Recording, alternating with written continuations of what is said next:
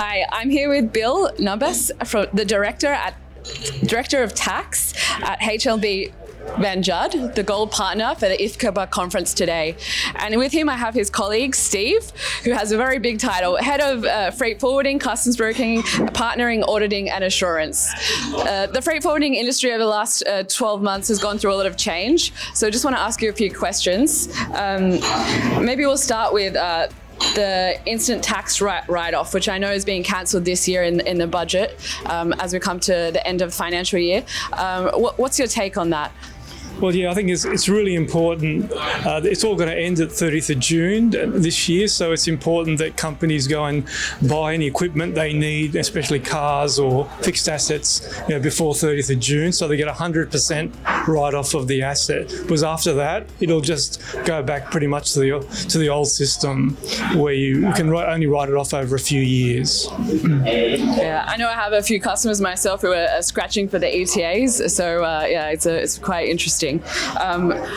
Steve, may I just ask you a bit about cash flow management? I know as freight rates were going up, everyone was looking at how to manage their businesses, and now as it goes down, what do you think the most important things are in our industry for our freight forwarding organisation?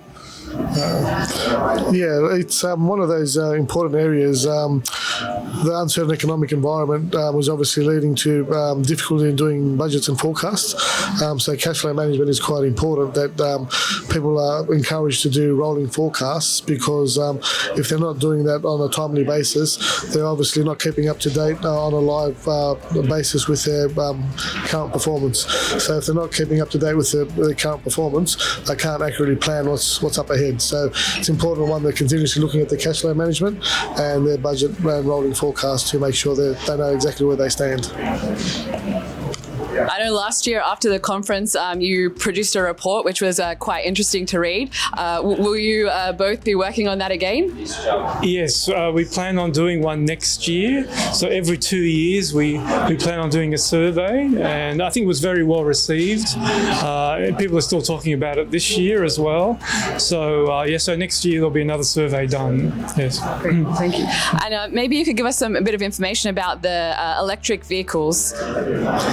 Yeah, so there's a big concession here the government announced from 1st of July last year, where electric vehicles will be free from fringe benefits tax. And so it's possible now to, package up a car for an employee, electric car, if it has to be under $85,000 under the luxury tax threshold. And so there's no fringe benefits tax payable on that car. Normally, if you buy a car, just an ordinary car, there's fringe benefits tax which is paid by the employer, which gets passed on to the employee. So this is a very good concession, and it also applies to hybrid electrics, as long as they're a plug-in type car. But that hybrid concession finishes in April 25 at the moment. So I think.